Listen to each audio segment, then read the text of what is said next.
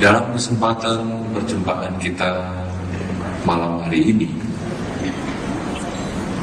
kita akan mengenal atau kita akan mempelajari sedikit tentang dan pengaruhnya di dalam kehidupan sehari-hari. Banyak orang mengenal istilah karma. Bahkan kalau setahu saya, istilah karma ini pun sudah masuk ke dalam bahasa Inggris. Sehingga tidak jarang kalau di toko-toko buku, kemudian di beberapa tempat orang jual souvenir, di luar negeri, di Amerika misalnya, Anda akan membaca stealing is bad karma. Ada istilah itu.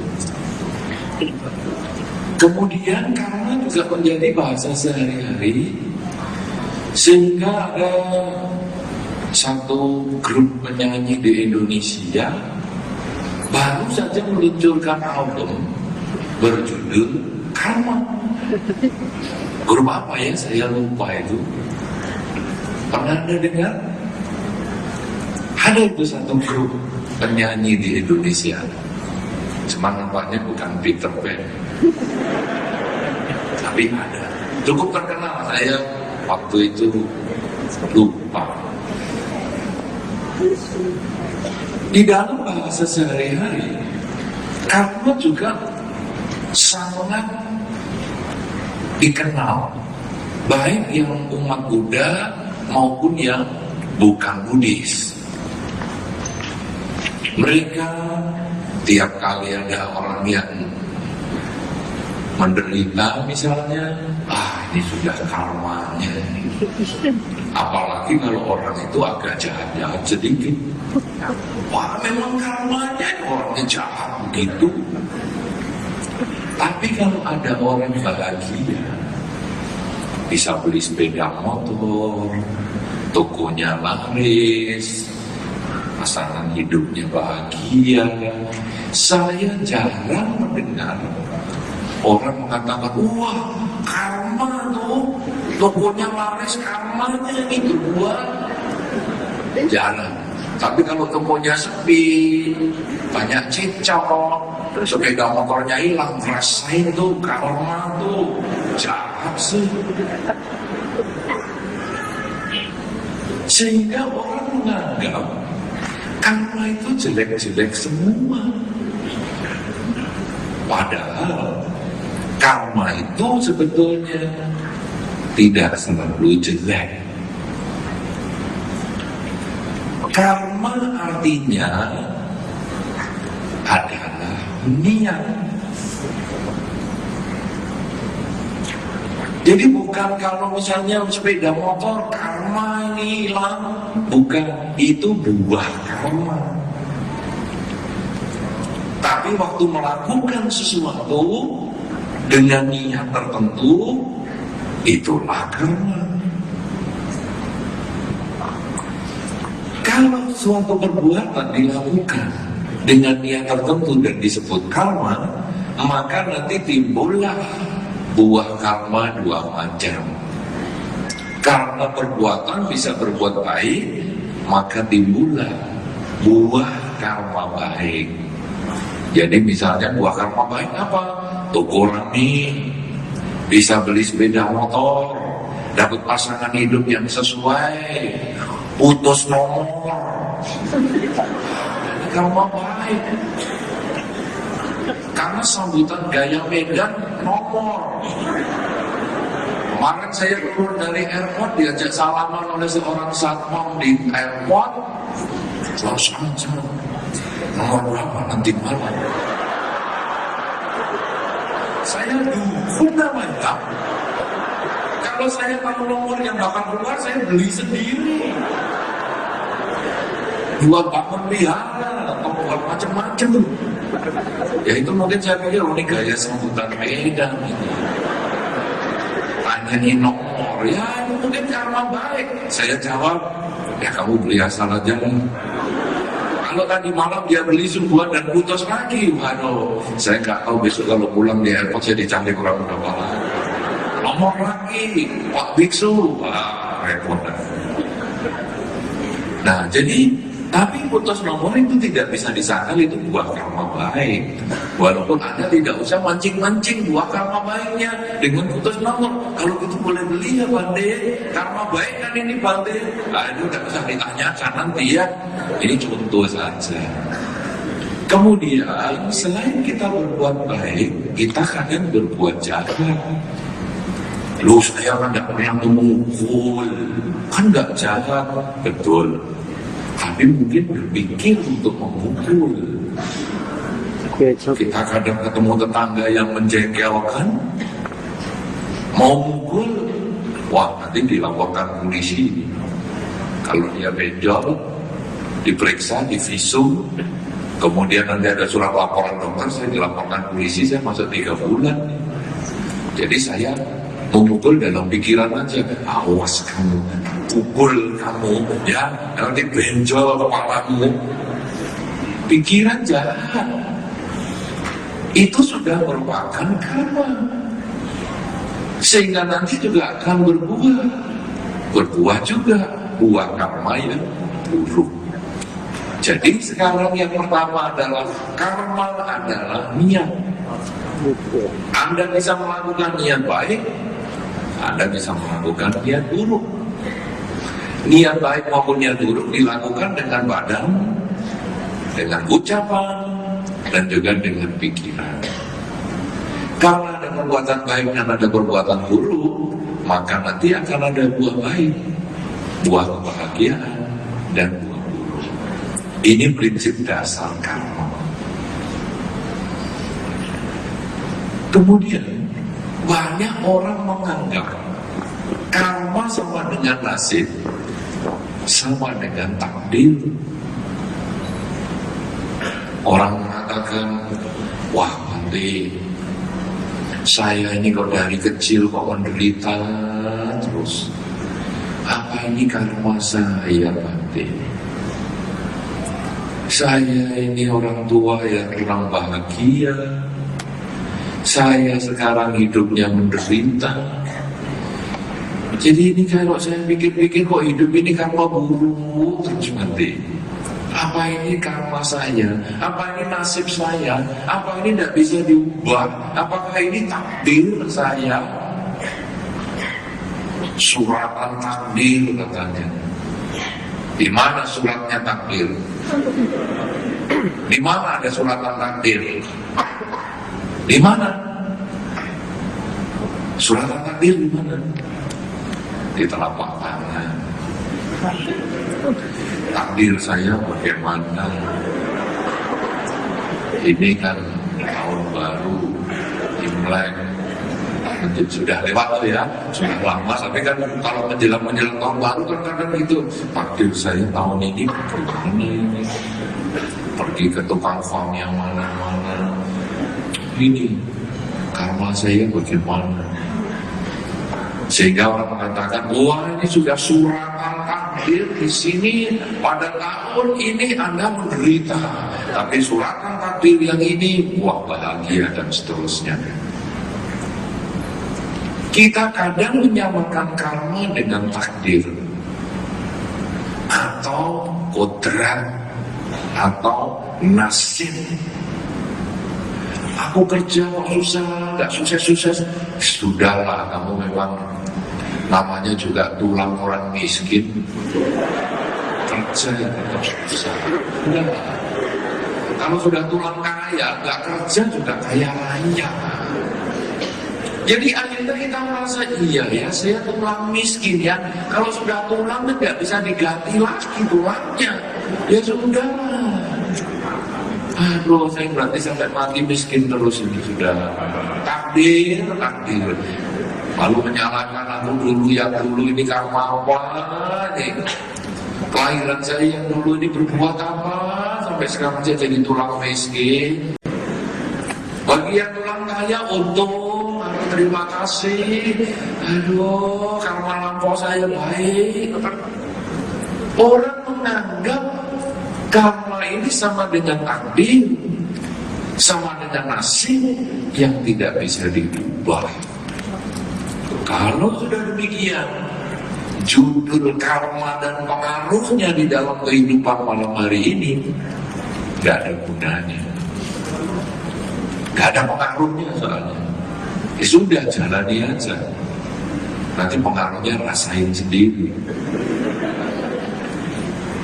Tapi karena kita ini, karma ini ternyata bisa dimainkan, karmanya kita bisa arahkan, maka pertemuan pada malam hari ini menjadi penting artinya. Karena diharapkan setelah perjumpaan kita malam hari ini, kita nanti tahu bagaimana mengubah jalan hidup kita. Anda yang atau kita yang tulang orang miskin katanya, kita ubah biar jadi tulang tidak terlalu miskin. Bagi Anda yang sudah tulang kaya, wah, biar menjadi orang yang tulangnya lebih kaya atau kaya tulang. Saya tidak tahu kayak tulang itu koleksi apa itu, koleksi tulang mungkin. Sekarang bagaimana? Karma, tadi saya sudah katakan itu adalah niat perbuatan. Sebetulnya karma hanya satu. Kita masing-masing punya karmanya masing-masing. Anda yang di sini punya karmanya masing-masing. Tetapi di dalam perkumpulan orang lain, karma kita ini saling bertemu. Sehingga orang bisa mengatakan, kalau Anda di depan hotel itu ya, misalnya tadi Anda menunggu teman Anda atau pasangan hidup Anda parkir mobil, Anda coba berdiri di depan pintu tempat ini. Anda lihat orang yang liwat. Nanti di dalam batin Anda kadang muncul pemikiran, aku suka bersama orang itu. Padahal kenal aja tidak. Pernah ngalamin belum? Sering? Sering ya, gak apa-apa. Anda gak usah malu. Itu bukan kesalahan toh. Aku suka sama dia. Suka kan tidak harus langsung mencintai kan. Tapi itu ada sebagai dasar. Kadang-kadang kita ini bisa jatuh cinta pada pandangan pertama. Ketemu di lapangan parkir.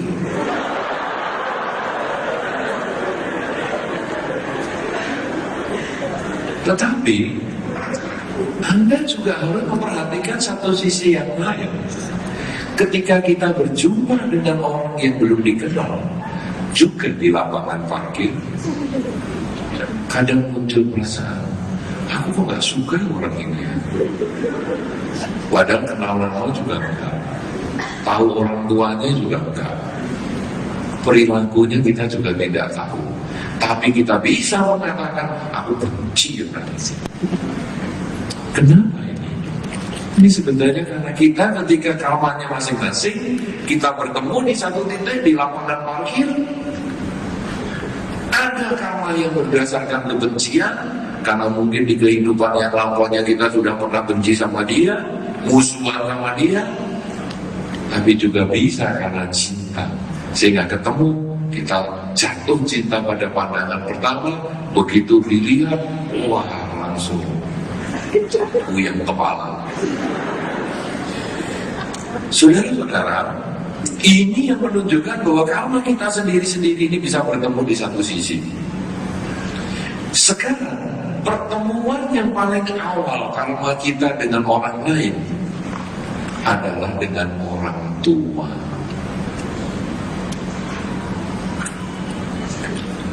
Kadang orang tua ketika mulai hamil, ini sudah ada yang pernah hamil belum?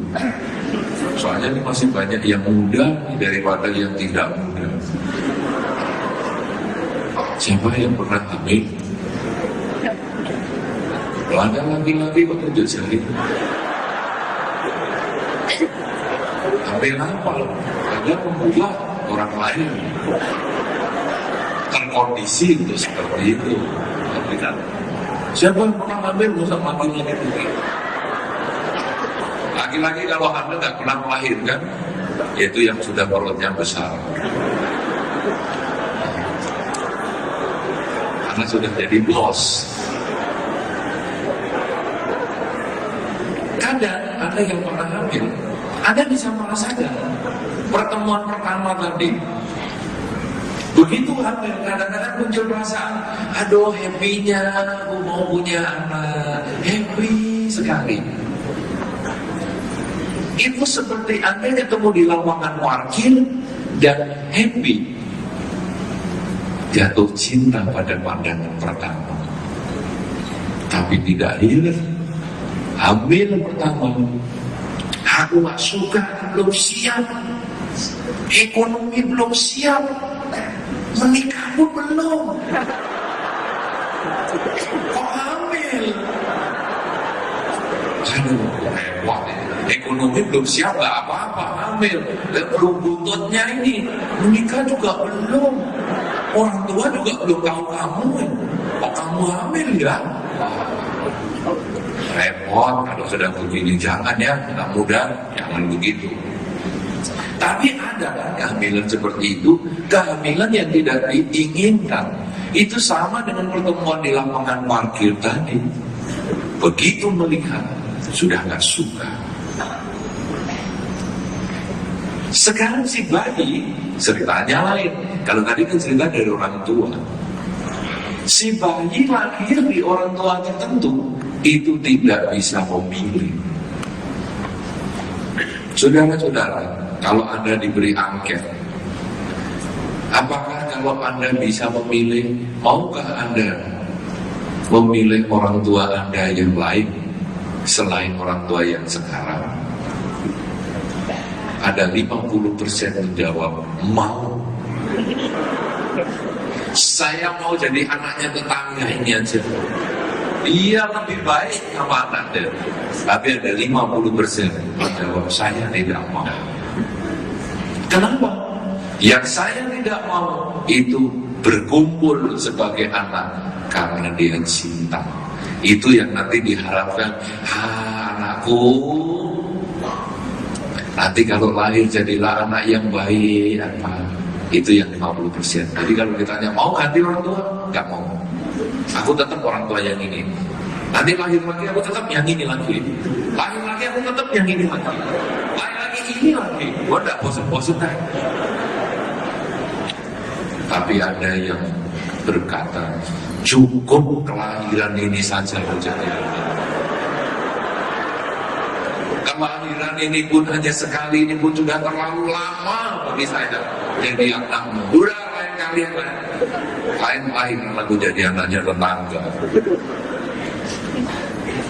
Kenapa? Karena itu pertemuan yang pertama.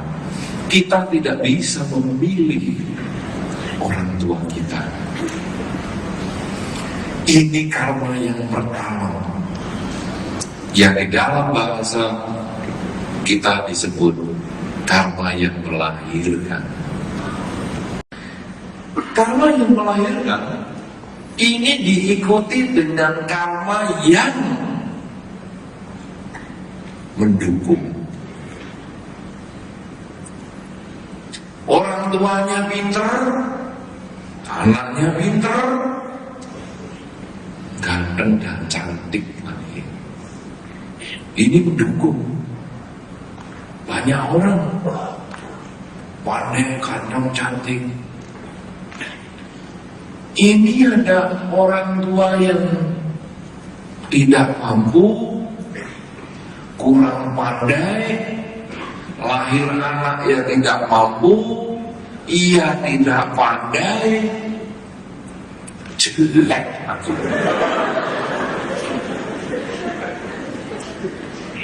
Hidungnya tidak simetris, bibirnya ya ini bibir atau yang terbuka, kuping tinggi sama rendah, sudah gitu agak pendek seperti Doberman dipotong. Itu karma yang mendukung. Yang pertama tadi sudah lahir di keluarga bagus, penampilan bagus. Yang kedua di keluarganya sudah kurang bagus, penampilan juga tidak bagus. Ini adalah karma, saudara. Tetapi selain ada karma yang melahirkan, ada karma yang mendukung, ada karma yang mengurangi. Kita sebetulnya nanti akan menekankan pada karma yang mengurangi ini. Kenapa demikian? Tadi lahir di keluarga yang sukses, pandai, kemudian dia juga terlahir penampilannya bagus, cantik, ganteng, pengetahuan damanya bagus. Tapi ada karma yang mengurangi. Yang mengurangi ini apa? Perilakunya dia saat ini. Karena pengetahuan damanya bagus, kadang kemudian dia berani melakukan berbagai pelanggaran. Pinter, sudah pintar sekolahnya, pintar orangnya, cerdas, pengetahuan damanya bagus, itu bisa bengkok nanti. Karena dhamma ini kalau kita belajarnya hati-hati, dikatakan di dalam salah satu khotbah Sang Buddha, seperti kita memegang ular. Kalau ular ini dipegang kepalanya, aman. Ular jangan ditembak nomor 3. Ular dipegang kepalanya, nurut. Kepalanya besar apa kecil. Ular dipegang buntut, gigit. Dhamma juga begitu. Kalau kita bisa memegang dhamma dengan benar, sangat bermanfaat. Tapi kalau kita memegang dhamma secara salah, seperti pegang ular pada ekornya, kita bisa menderita. Orang yang tadi pandai, orang yang tadi ngerti dhamma, mungkin dia menyalahgunakan dharma. Bagaimana ini? Ya, sebetulnya kalau kita sudah ngerti dhamma, bohong-bohong dikit gak apa-apa. Kan kok karma ini kalau bohong ya buahnya cuma dibohongi ya sedikit lah. Malah ada yang mengatakan begini, Bante, saya pernah makan tempe di warung. Waktu itu tempe harganya satu potong 200 rupiah. Saya makan 5. Saya ngomong makan 3. Jadi saya hemat 200 rupiah kali 2. Kan gak apa-apa Bante. Nanti kalau harta saya yang sedemikian banyak hilang 200 rupiah kali 2, kan cuma sedikit, 400 rupiah, kecil Bante. Jadi saya biasa makan tempe 5 ngomong 3, kecil, 400 rupiah sih.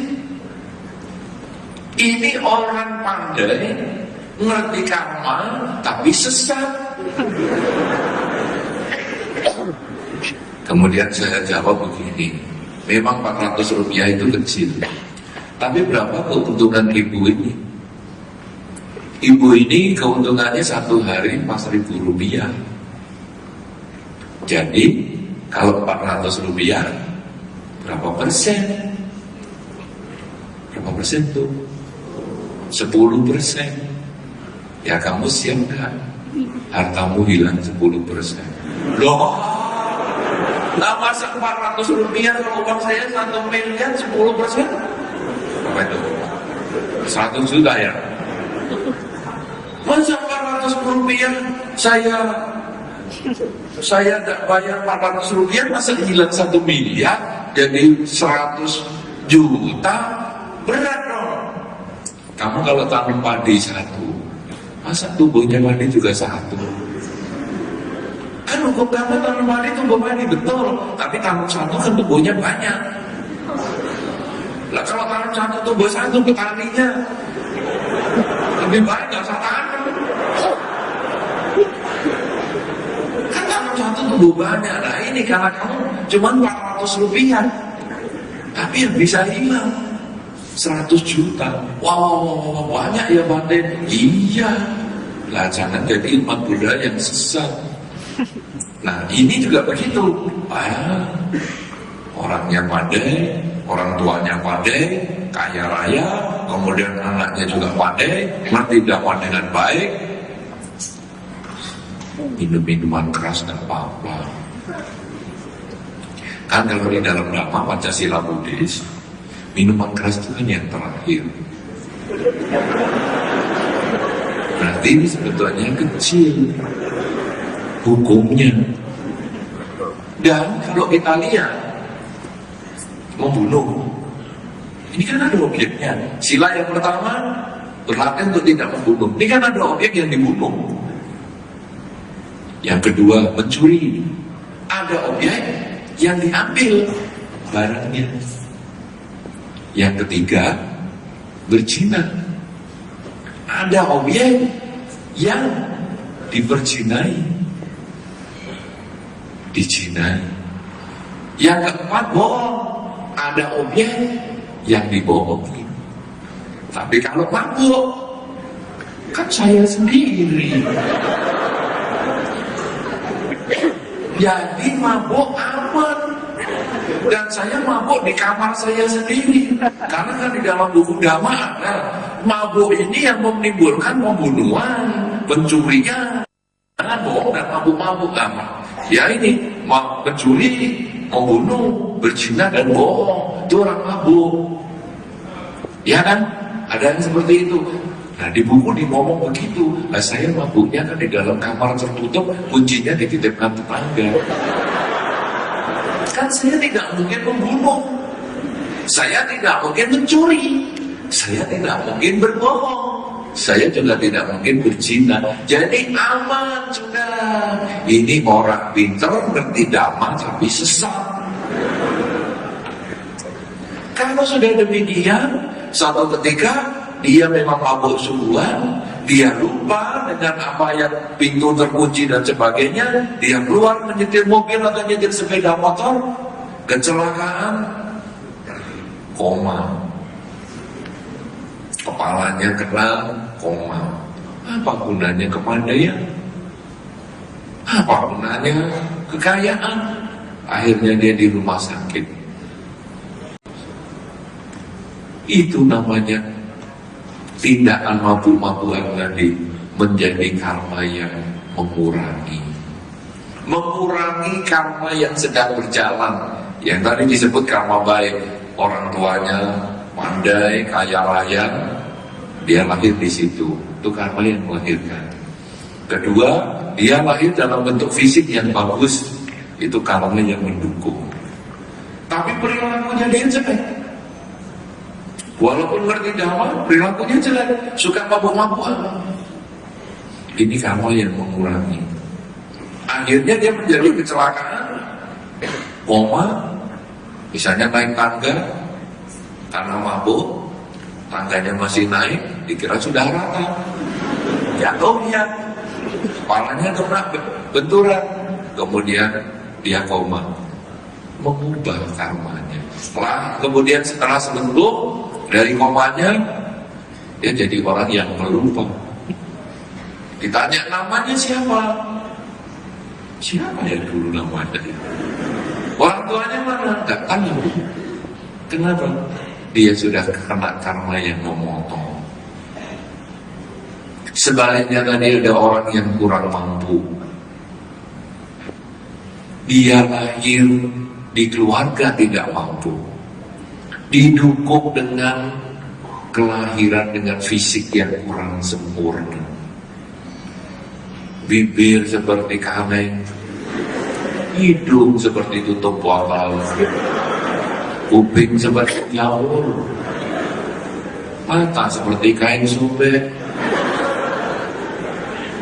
Waduh, repot. Tapi orang ini perilakunya baik. Dia ngerti dhamma, dia belajar dhamma, dia melaksanakan sila dengan baik. Dia suka menolong orang, walaupun orang yang ditolong kadang takut dengan wajahnya, tapi dia menolong orang banyak. Sampai suatu ketika orang yang ditolong itu merasa hutang budi dengan dia. Kemudian dia mungkin, sudah kamu tinggal di mana? Saya tinggal di rumah kardus. Loh, kok kayak judul sinetron? Iya, memang saya rumahnya dari kardus dan tidak main sinetron. Kalau gitu kamu, karena kamu cukup baik, kamu tinggallah di rumah saya. Saya punya rumah kosong. Saya di sini saya punya rumah 3, dan saya kan tiap hari kan hanya bisa pakai 1. Saya tidak bisa tidur di rumah ini, makan di rumah sebelah, kemudian mandi di rumah yang lain, tidak bisa. Jadi rumah saya ada 1 kosong, kamu pakailah.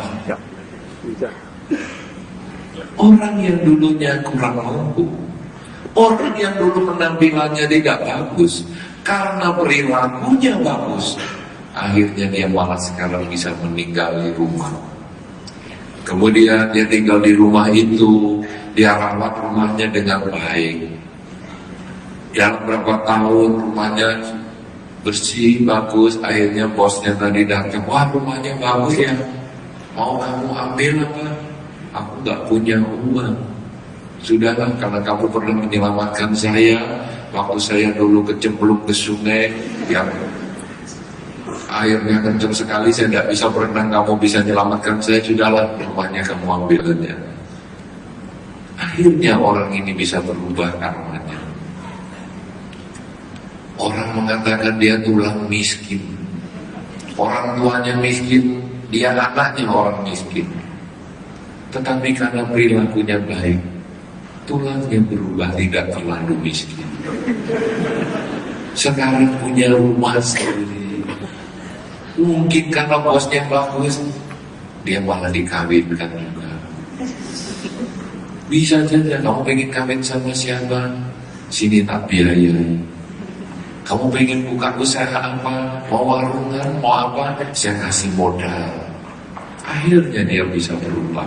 Siapa yang membuat berubah? Dirinya sendiri. Oleh karena itu saudara-saudara, karma, suratan karma, suratan takdir nasib memang ada di telapak tangan kita. Kita dikatakan, wah ini kamu lahirnya mestinya miskin, yang ini satunya wah kaya, dan sebagainya. Tetapi lihat perbuatan kita. Perbuatan yang berniat kita ini apa yang kita kerjakan? Apakah kita mengembangkan kebajikan? Mengembangkan kebajikan dengan badan kita, mengembangkan kebajikan dengan ucapan kita, mengembangkan kebajikan dengan pikiran kita. Kalau kita melakukan itu, yang dulunya menderita menjadi kurang menderita. Tapi yang dulunya bahagia menjadi lebih berbahagia. Kita bisa mengubah karma kita. Karena itu karma dan pengaruhnya dalam kehidupan. Artinya apa? Perbuatan kita yang kita lakukan dengan badan, ucapan dan pikiran itu bisa mengubah jalan hidup kita. Makanya kita harus berhati-hati. Jangan sembarangan melakukan kejahatan, sekalipun dengan pikiran. Kejahatan dengan badan, kejahatan dengan ucapan itu gampang dihindari.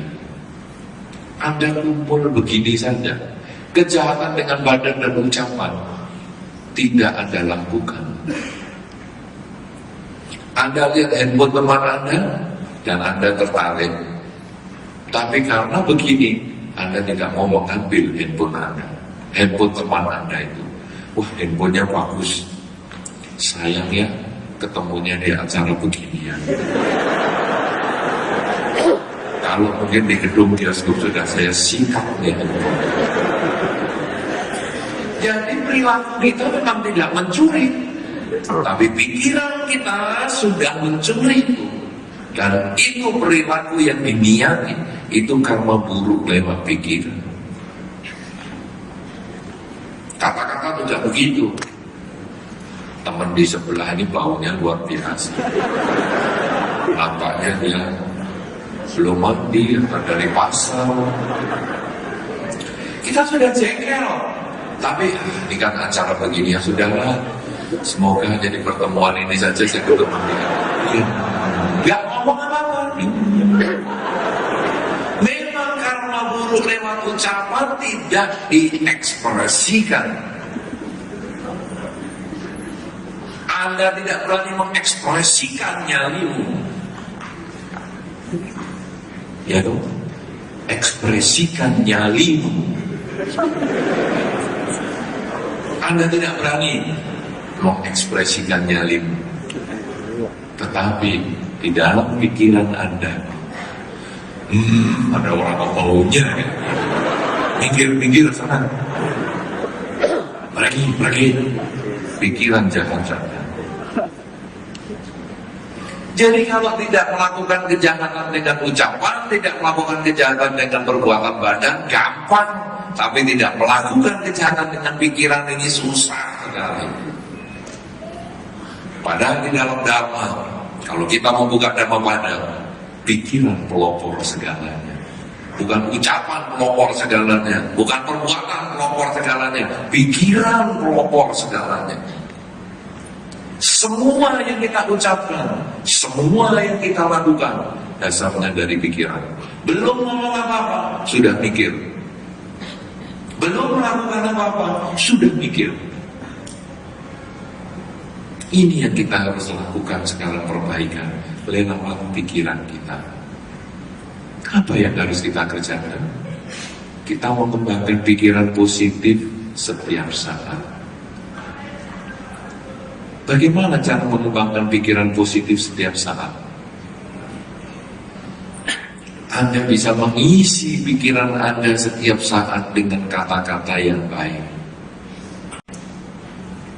Saya selama di sini saya ketemu dengan beberapa keluarga yang terbiasa atau membiasakan anaknya mengucap semoga semua makhluk berbahagia. Ini satu cara yang bagus. Anak sejak kecil diajarkan untuk mengucap semoga semua makhluk bahagia, semoga semua makhluk bahagia. Itu sangat baik. Mungkin anak itu sekarang masih hanya ucapan, dia belum tahu maknanya. Tapi kalau kita didik dengan baik terus-terusan, kita mengisi anak itu dengan pikiran positif. Semoga semua makhluk bahagia. Kita makhluk, semoga kita bahagia. Orang tua saya makhluk, semoga orang tua saya bahagia. Lingkungan saya makhluk, semoga lingkungan saya bahagia. Kita bisa mengharapkan seperti itu. Ini satu cara yang sangat baik. Kalau kita sudah mengajarkan anak-anak kecil seperti itu, kita yang sudah dewasa, isilah kalimat itu. Selalu menyebut semoga semua makhluk bahagia, semoga semua makhluk bahagia di dalam batinnya terus. Sehingga ketika ada orang handphonenya bagus, aduh handphone bagusnya semoga kita merasa bahagia ada orang punya handphone bagus. Kenapa kita harus membenci dia? Kenapa kita berusaha saya ambil banyak handphone? Nah, biarlah semoga semua makhluk bahagia. Teman sebelah ini baunya kok luar biasa. Semoga semua makhluk bahagia. Semoga semua makhluk bahagia. Malah sekarang bukan bau pakaian, bau gas. Ya, semoga semua makhluk bahagia. Kasihan daripada ditahan-tahan. kasihan nanti sakit perut, semoga lupa. Pikiran kita positif, pikiran kita baik, ketika kita menghadapi berbagai masalah, kebahagiaan orang punya handphone, kita memandang dia dari sudut positif, bukan karena iri hati. Melihat orang menderita, bukan kita mengejek, tapi kita juga mengharap semoga semua makhluk bahagia supaya dia suatu ketika memperoleh kemajuan dan kebaikan. Ini adalah salah satu cara membuat umat Buddha berpikir yang baik. Pikiran yang baik otomatis nanti ketika omongan, perbuatan dilakukan, dia juga akan bisa melakukan yang baik. Dia tidak lagi berpura-pura. Tapi kalau pikirannya saja masih jelek, maka senyuman, perilaku fisik itu kadang hanya bersifat pura-pura. Tersenyum, seperti kalau suami istri sedang cekcok dan ada tamu, itu kadang pura-puranya muncul di sana. Cekcok sekali luar biasa. Ada tamu datang ke pintu, senyum.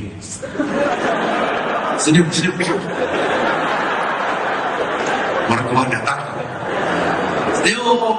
Baik, mertua. Nah, sudah mertua pulang, lanjutin lagi. Ronde kedua. Kenapa kita harus bersifat munafik seperti itu? Kenapa kita harus berpura-pura yang menimbulkan sakit di hati? Kita kan bisa mengucapkan semoga semua makhluk bahagia, sehingga akhirnya keinginan untuk menyakiti orang lain itu tidak akan termasuk itu pasangan hidup kita. Karena menyakiti orang yang kita sayangi sesungguhnya adalah seperti menyakiti diri kita sendiri. Tapi kadang orang lupa. Pokoknya kalau sudah bisa ngomong yang menyakitkan pasangan hidup, dan dia bisa terpikir berhari-hari sampai menangis keluar air mata, rasain karma. Lupa dirinya bikin karma buruk, lupa orang lain yang di sana itu rasain karma. Makanya jangan berani-berani sama saya. Apa bangganya bikin orang menangis? Apa bangganya bikin orang bersedih? Apalagi itu orang yang kita sayangi, apalagi itu orang yang kita cintai. Kenapa? Karena kita punya pikiran yang jelek. Tetapi kita sudah membiasakan anak-anak semoga semua makhluk bahagia. Kemudian kita yang sudah dewasa juga mengisi kehidupan kita dengan semoga semua makhluk bahagia. Maka kalau pasangan hidup kita ribut-ribut, pasangan hidup kita memancing-mancing kita jengkel, memancing-mancing emosi kita, nah, sudah semoga kamu bahagia. Kamu pengen apa sih? Pengen aku jengkel? Nah, sudah semoga kamu bahagia dengan keinginanmu, tapi aku gak ikutin. Sadarilah keinginanmu itu dah.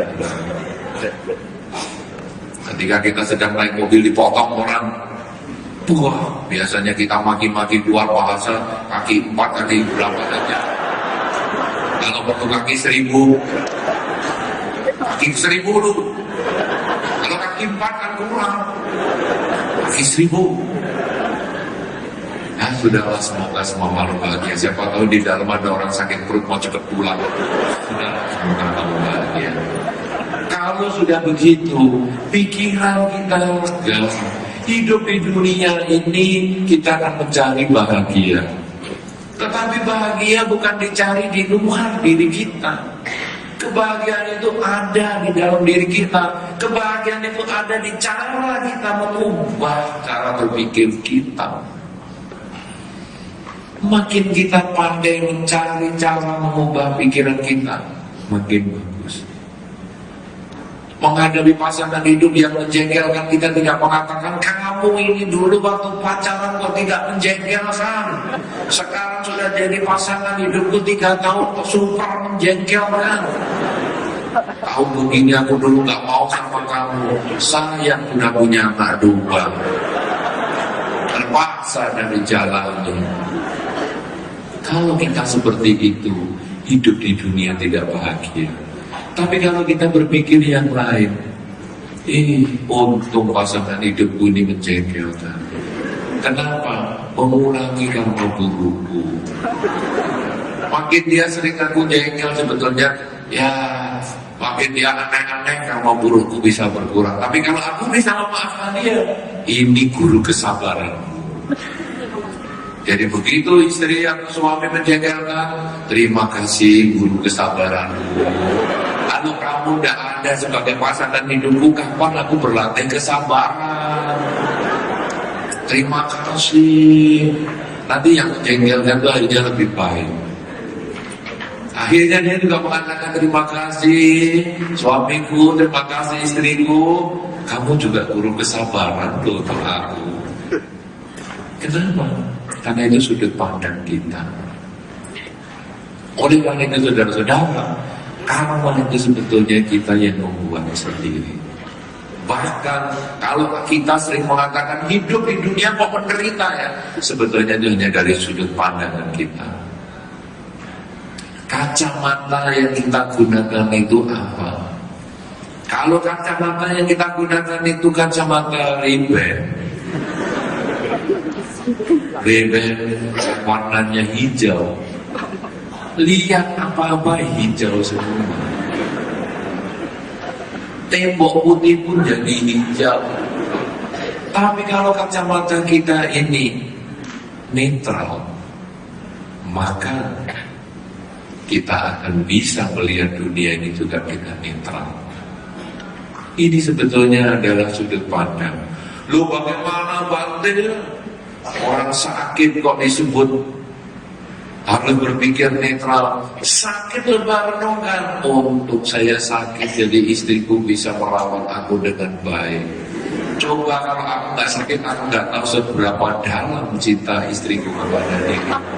Untuk aku sakit, sudut pandang kan?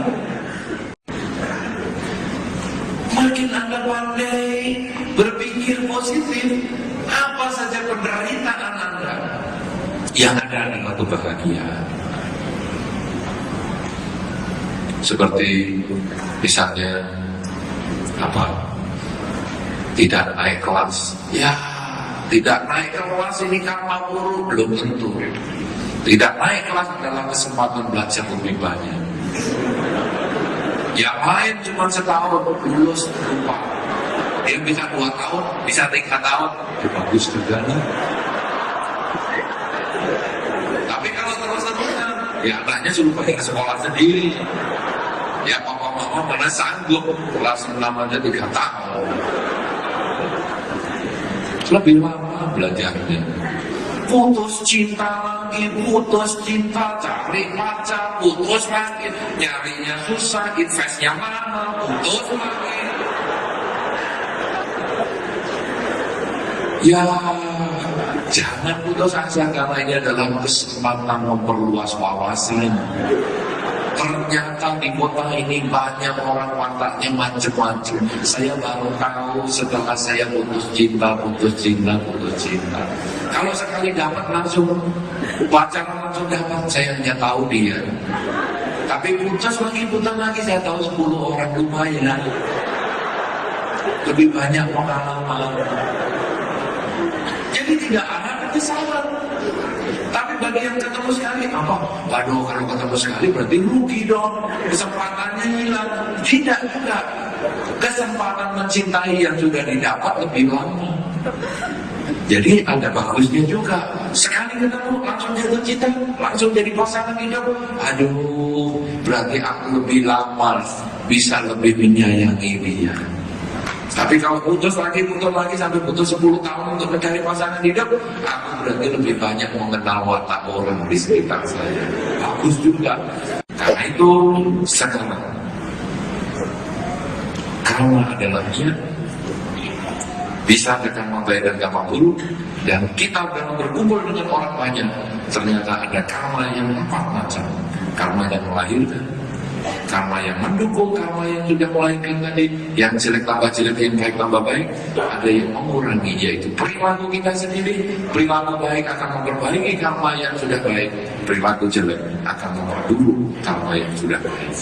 Kemudian ada karma yang memotong. Dulunya bahagia, kalau perilaku kita banyak jelek, jadi menderita. Kalau dulunya menderita, banyak perilaku baik, hidupnya lebih bahagia.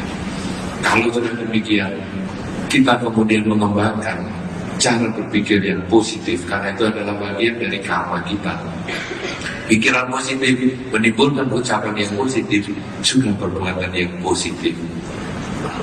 Pikiran yang positif caranya adalah sering mengembangkan kalimat, semoga semua makhluk berbahagia, semoga semua makhluk berbahagia, semoga semua makhluk berbahagia. Itu yang terus kita wajarkan, sehingga nanti ucapan kita otomatis kadang-kadang nanti searah, sejajar dengan kalimat semoga semua makhluk bahagia.